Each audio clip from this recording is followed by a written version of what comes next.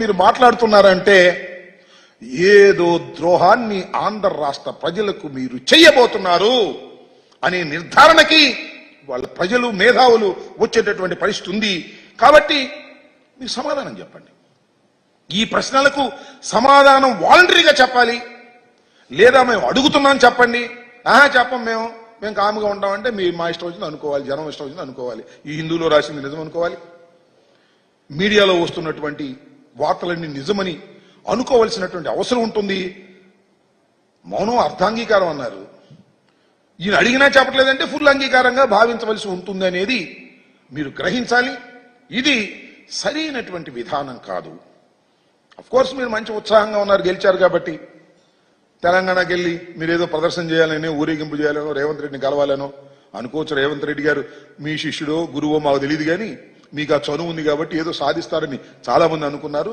సాధించకపోగా మీరు వదిలేసి మన హక్కుల్ని వదిలేసేటువంటి పరిస్థితి వస్తుంది అనేది ఇవాళ భయపడుతున్నటువంటి అంశమని ఈ సందర్భంగా నేను చెప్పదలుచుకున్నాను. ఇంకొక అంశం ఏంటంటే Polavaram it's very very important thing.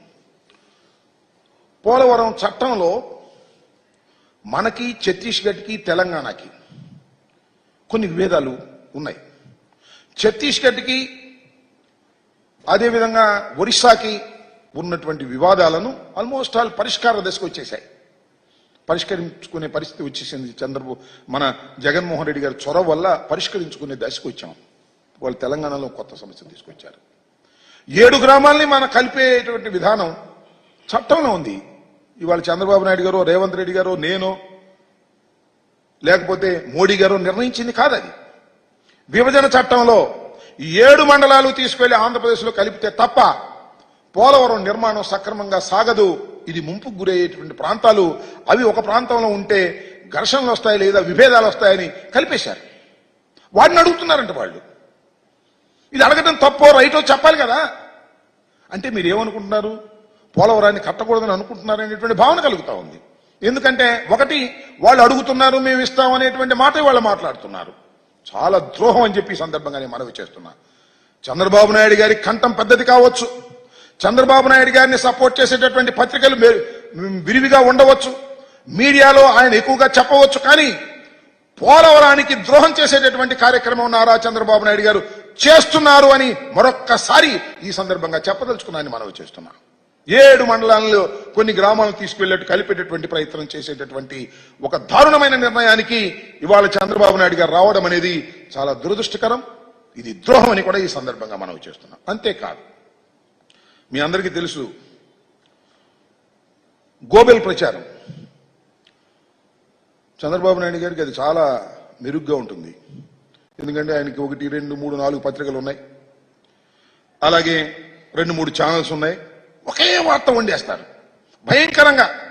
ఇవాళ కూడా వారికి ఉన్న పత్రికల్లో రివర్స్ టెండరింగ్ రివర్స్ కొట్టింది అంటే వాళ్ళు చెప్పదలుచుకుంది ఏంటంటే పోలవరం ఈ దశకు రావడానికి కారణం, ఈ దశ కంటే సంక్షోభంలో ఉండటానికి గల కారణం జగన్మోహన్ రెడ్డి గారు రివర్స్ టెండరింగ్ వల్లే జరిగిందని మా మీద ఆపాదించే ప్రయత్నం చేస్తున్నారు. నేను అనేక సందర్భాల్లో చెప్పా, మళ్ళా చెప్తున్నా, కాంట్రాక్టర్ను మార్చడం వల్లనో రివర్స్ టెండరింగ్ వల్లనో పోలవరం ప్రాజెక్టుకు నష్టం జరగలేదు. మరొక్కసారి చెప్తున్నా, కాంట్రాక్టర్ను మార్చడం వల్లనో రివర్స్ టెండరింగ్ వల్లనో పోలవరానికి నష్టం జరగలేదు. నష్టం జరిగిందల్లా మీ తెలివి తక్కువతనం వల్ల. నది డైవర్షన్ పూర్తి కాకుండా, డైవర్షన్ చేయకోకుండా డయాఫ్రమ్ వాల్ వేసి కాఫర్ డ్యాముల నిర్మాణం ప్రారంభించడం వల్ల మాత్రమే ఇవాళ ఇది జరిగిందనేది ఘంటాపదంగా చెప్పగలనని కూడా మనవి చేస్తున్నా. ఆ తప్పును కప్పిపుచ్చుకోవడం కోసం రివర్స్ టెండరింగ్, కాంట్రాక్టర్ను మార్చారు, అందువల్లనే జరిగింది అనేటువంటి మాట మాట్లాడుతున్నారు. పదే పదే పదే మాట్లాడటంతో ఏమో అనేటువంటి భావన ప్రజల్లో కలిగే విధంగా నేను ఇంతకు ముందు అనేక సందర్భాల్లో ఎక్స్ప్లెయిన్ చేశా, డయాగ్రామ్ వేసి కూడా ఎక్స్ప్లెయిన్ చేశా. నేను మనవి చేస్తున్నా, దీనివల్ల కాదు చంద్రబాబు నాయుడు గారు 2019లో త్వరితగతిన పూర్తి చేసి ఎన్నికలకు వెళ్ళాలి అనేటువంటి తాపత్రయంతో ప్రోటోకాల్ లేకోకుండా నది డైవర్షన్ పూర్తి కాకోకుండా నది మధ్యలో కాఫర్ డ్యాములు వేసేటటువంటి ప్రయత్నం చేయటం వల్ల మాత్రమే ఈ తీవ్రమైనటువంటి నష్టం జరిగింది. ఇవాళ నష్టం జరగడానికి ప్రధానమైన కారణం చంద్రబాబు నాయుడు గారు వారి ప్రభుత్వం 5 సంవత్సరాలు చేసినటువంటి విధానం అని కూడా ఈ సందర్భంగా నేను చెప్పదలుచుకున్నాను. పోలవరం మీద చంద్రబాబు నాయుడు గారికి చిత్తశుద్ధి లేనే లేదు.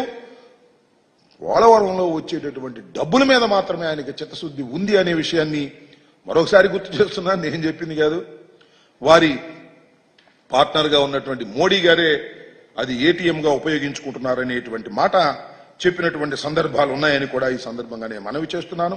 కాబట్టి ఇప్పటికైనా నేను సవినయంగా చంద్రబాబు నాయుడు గారిని, తెలుగుదేశం పార్టీని, ప్రభుత్వాన్ని రిక్వెస్ట్ చేస్తున్నాను. ప్రజల్లో తీవ్రమైనటువంటి అనుమానాలు ఉన్నాయి. దానికి కారణం మీరే, ఎవరు కాదు.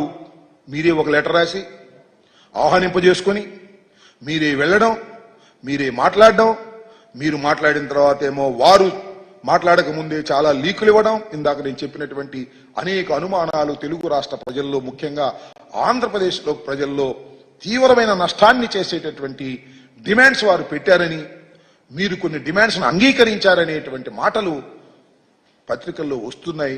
దీనికి క్లారిఫికేషన్ ఇచ్చుకోవడం మీకు మంచిదని మనవి చేస్తున్నాం. మాకు కాదు, మీకు మంచిది. లేకపోతే మీరు నష్టం చేస్తున్నారు రాష్ట్రానికి అనేటువంటి భావన, రెండు కళ్ళు కాబట్టి రెండింటినీ సమానంగా చూసుకుంటున్నారు, అవసరమైతే మన రాష్ట్రంలో ఉన్న కొన్ని హక్కుల్ని వారి రాష్ట్రానికి ఇస్తారు అనేటువంటి భావన కలిగేటటువంటి అవకాశం ఉన్నది. కాబట్టి సత్వరమే మీరు సమాధానం చెప్పండి. మీరు సమాధానం చెప్పకపోతే ఎవరు అనుకోవాల్సింది వాళ్ళు అనుకుంటారు. తీవ్రంగా మీకే నష్టం ఈ ప్రభుత్వానికి జరుగుతుంది, రాష్ట్రానికి జరుగుతుందని కూడా